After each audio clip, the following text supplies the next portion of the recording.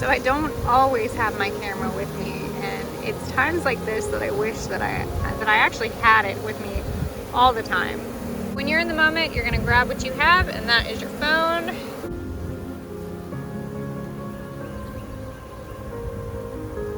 They're pretty chill.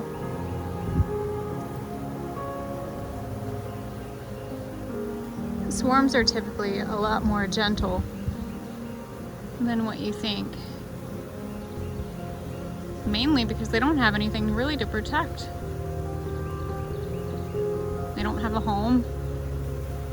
And they're subject to pretty much anything that happens outside of their control. So I'm hanging with them, watching their temperament, getting a little bee therapy.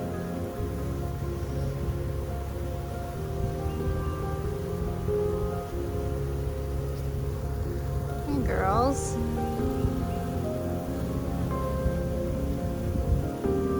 Look at them.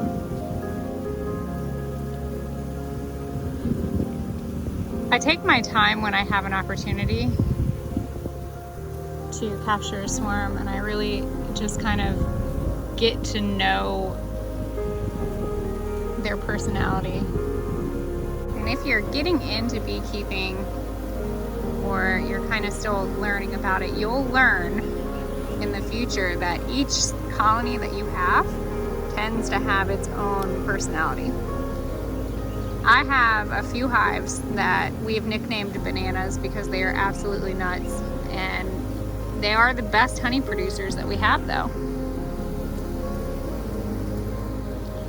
I have some that are completely chill. Now I'm not being aggressive at all, I'm being actually really, really gentle, but my main, when I catch a swarm, one of the reasons why I do this is because it allows me to inspect them. Allows me to see what's happening, see if their wings are nasty, if they have any signs of disease or mites or anything of that. But typically swarms are pretty chill. All right, girls, go on. The queen was gorgeous, and I apologize for not having my camera with me when I first caught her. But what I did is I took my frame and I placed it on the base of the swarm, mainly because the wind is kind of kicking out here. And when I did that, it allowed the bees to walk on the frame. And so I had initially about only 4 frames in this hive. And I took this box and I placed it here underneath the swarm. We started experiencing a fair amount of wind. So I wanted to be gentle, and I didn't necessarily want to shake the bees in because of how windy it is. Now this is very, very low to the ground. And I'm also watching that when they swarm on windy days, they really don't, to me at least, I don't notice them going high up. So we're gonna use that to our benefit. But what I did is I took this box, I only placed a couple of frames in it, and I left the middle very, very open so that when I took my frame and placed it underneath the swarm, I allowed the bees to gently walk onto the frame, and I placed it directly into the center. I was able to find the queen. I was able to see her, and she's good. She's in here. The bees are hanging out. A lot of them are still fanning and releasing the pheromones that, hey, this is home. I showed you guys how they're walking in the box, which is exactly what we like to see. But these little girls are doing a good job.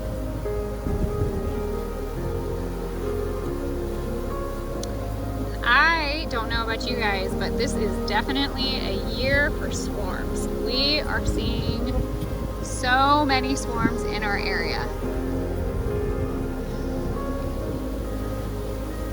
And I'm thankful for that.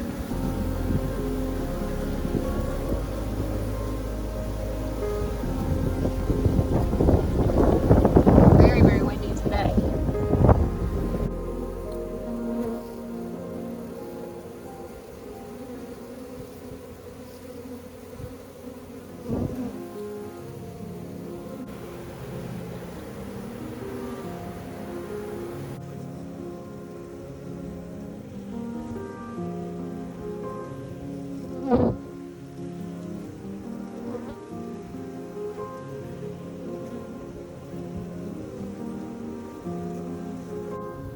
one of the most amazing feelings that you can experience as a beekeeper is the total trust. Now, a lot of the times you guys see me, I'm suited up and I wear my gloves, and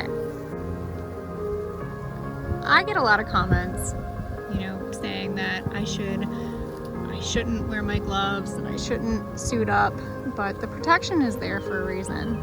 And I do allow myself to experience a sting. Once a month, I try to regulate it. I don't mind necessarily getting stung. I actually use it in a way that it benefits me.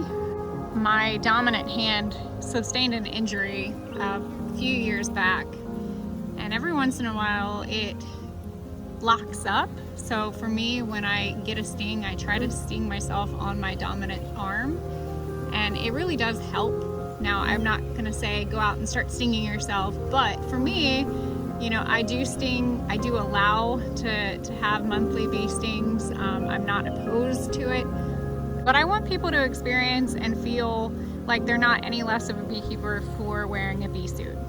And you know, you don't have to go out and be this big, brave beekeeper that doesn't wear a bee suit, and you know, that's cool, awesome. You know, beekeeping and technique and what you do and how you do it, that is truly based on the beekeeper. And that's what's really cool about beekeeping, because everybody does it their own way and how they want to. It doesn't make you any less or any greater. You know, I love the fact that I wear a bee suit. I love the fact that I sometimes don't, but this is just what I do. I'm trying to catch this little drone. Do you see him back there? He's a handsome fella. But this little girl, come on girls. Let's get you in there.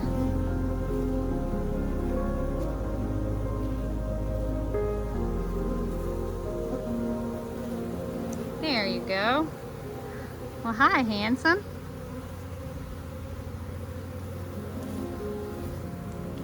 I love drones. I absolutely love my male bees so much. I know they're big, I know they're fat, and I know they're robust, and I know they're lazy, but I have a thing for drones. So this colony is pretty much getting settled in. I'm happy to see that everyone is liking what I gave them.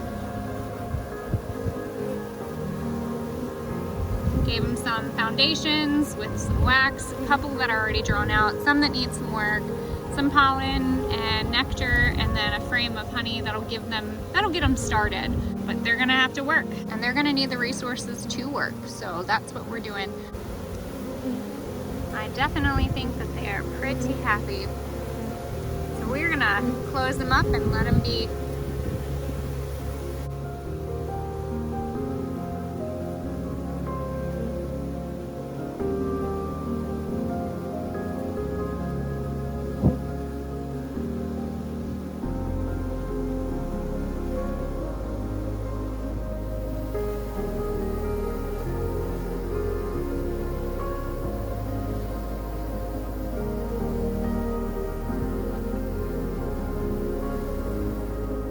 Thank you guys for watching, and as always, don't be afraid to get your hands dirty and learn something old.